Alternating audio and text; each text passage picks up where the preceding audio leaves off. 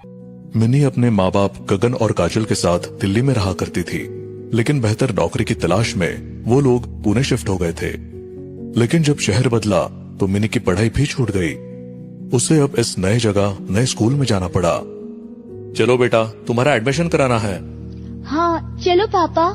गगन, काजल और mini Saint Paul school पहुंचे। उस स्कूल के गलियारों से गुजरते हुए मिनी को कुछ अजीब सा महसूस हुआ, जैसे कोई उसका पीछा कर रहा हो या छुप छुप कर देख रहा हो। पापा, मुझे भी ऐसा लग रहा था जैसे कोई हमारे पीछे चल रहा है। फिर मुझे ऐसा लगा कि देखो, तुम्हें स्कूल जाना पड़ेगा, बहाने बनाने की कोशिश मत करो। मैं बहाने नहीं बना रही हूँ। हाँ ठीक है, चलो फटाफट। वो लोग प्रिंसिपल के केबिन में पहुंचे और आखिरकार मिनी का वहाँ एडमिशन हो गया। मिनी ने स्कूल जाना शुरू कर दिया। उसकी दोस्ती गौरी और मोंटी से हो गई। यार, जब मैं यहाँ एडमिशन लेने आई थी ना, तो मुझे लगा कोई मुझे छुप छुप कर देख रहा हो। सच में? क्योंकि मुझे भी कई बार ऐसा महसूस हुआ है। हो सकता है प्रिंसिपल मैम ने अपने चमचे छोड़ रखे हो बच्चों पर नजर रखने के लिए।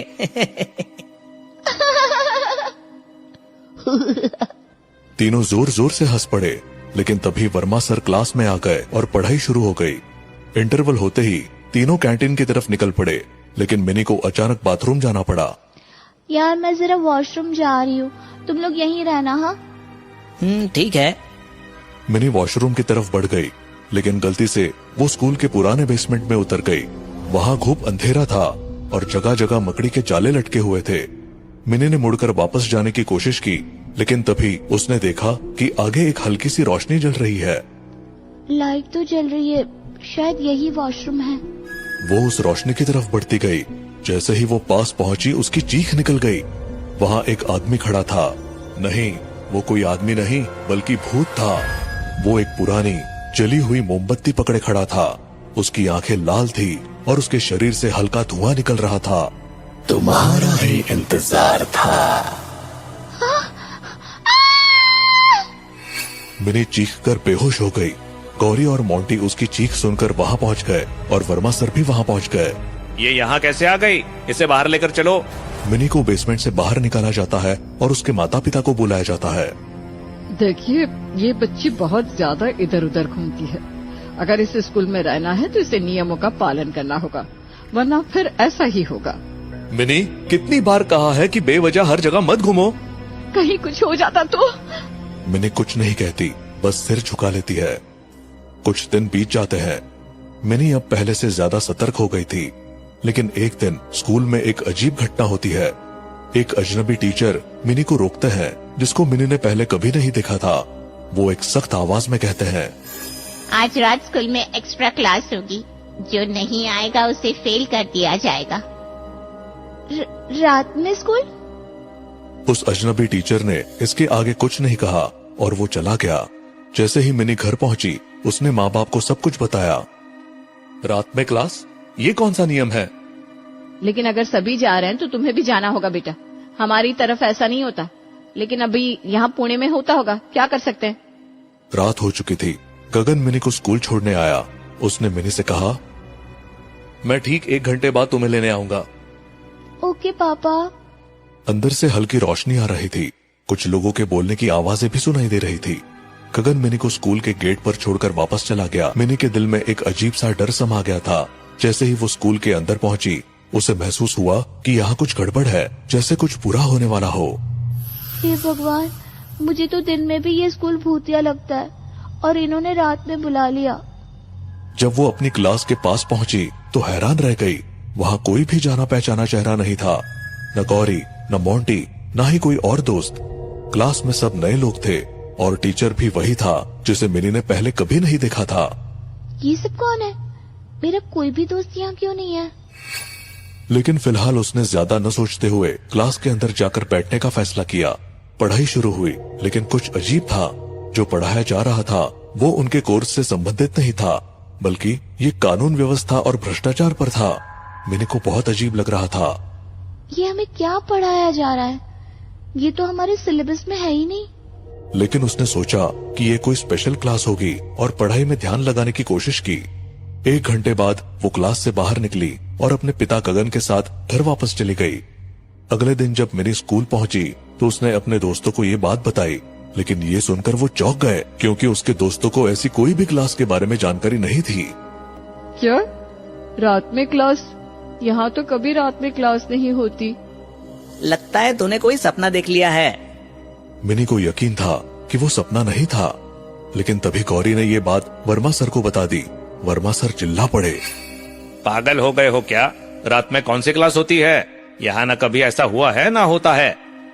ये सुनकर मिनी के शरीर में झुरझुरी दौड़ गई। अचानक उसे तेज बुखार चढ़ गया। आखिर मैंने कल रात किसके साथ बैठकर पढ़ाई की थी? मिनी की तबीयत लगातार बिगड़ने लगी।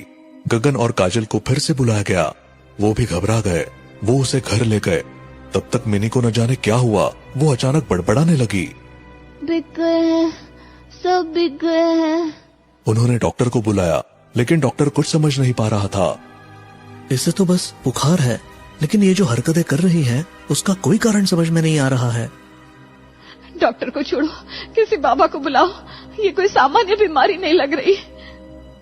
फौरन एक बाबा को बुलाया गया और उन्हें पूरी बात बताई गई।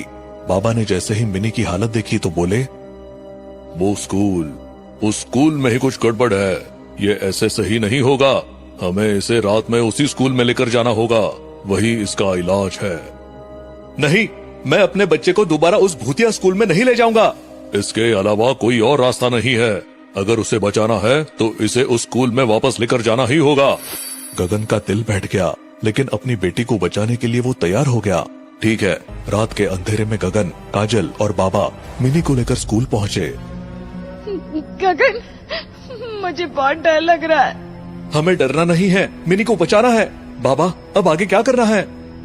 बाबा कुछ बोलते इससे पहले ही एक तेज हवा चली और स्कूल की लाइटें झपकने लगी। क्लासरूम के दरवाजे खुद ब खुद खुलने और बंद होने लगे। ये आत्मा जाग गई है। अब जो होगा वो बहुत भयावह होगा। अचानक मिनी, जो चल भी नहीं पा रही थी, हवा में ऊपर उठने लगी। गगन और काजल की चीखें निकल गई। गगन, मिनी को पकड़ो। बाबा, कुछ करो। बाबा, ये क्या हो रहा है? हमारी बच्ची को नीचे उतारो। तभी हवा में झूलती मिनी के मुंह से किसी और की आवाज निकली, भारी गूंजती हुई डरावनी आवाज। मैं इस बच्ची को परेशान नहीं करना चाहता, ना ही कोई तकलीफ देना चाहता हूँ। मैं तो बस न्याय पाना चाहता हूँ। किस न्याय की बात कर रहे हो तुम? कौन हो तुम?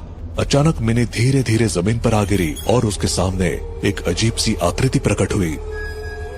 इस स्कूल की प्रिंसिपल एक लालची जमीन दलाल थी।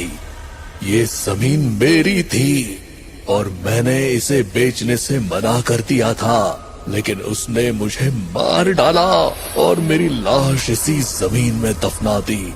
उसके ऊपर स्कूल बना दिया ताकि कोई मुझ तक ना पहुंच सके, लेकिन मेरी आत्मा यहाँ अटकी रह गई। मुझे न्याय चाहिए। मैं तुम्हारी मदद करूंगी, तुम्हें न्याय दिलाने में। मिनी, तुम? पापा, आपको प्रिंसिपल मैम को फोन करना होगा। उन्हें बोलिए कि स्कूल में आग लग गई है और फिर पुलिस को भी बुलाइए।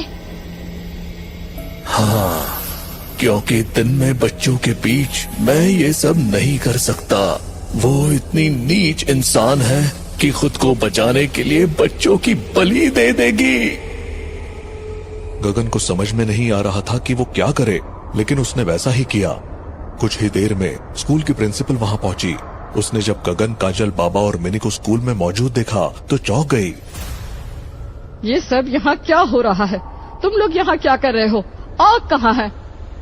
लेकिन तभी वहां मौजूद आत्मा ने उसे अपनी ताकत से जकड़ लिया।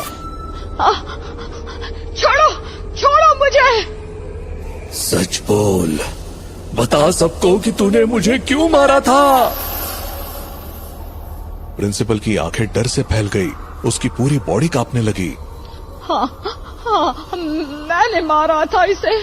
मैंने इसे जमीन पर स्कूल बनाने के लिए, मैंने इसे खत्म कर दिया था। मुझे जाने दो। पुलिस वहां पहुंच चुकी थी और उन्होंने प्रिंसिपल के मुंह से उसका इकबाले जुर्म सुन लिया था। बहुत हो गया, अब तेरा जेल जाना तय है। प्रिंसिपल को हथकड़ी पहनाकर पुलिस ले जाने लगी। अब मुझे मुक्ति मिल रही है। शुक्रिया, शुक्रिया मिनी, शुक्रिया। जैसे ही आत्मा ने ये कहा, वो एक हल्की रोशनी में परिवर्तित होकर गायब हो गई। मिनी अब पहले जैसी थी, स्वस्थ और सामान्य।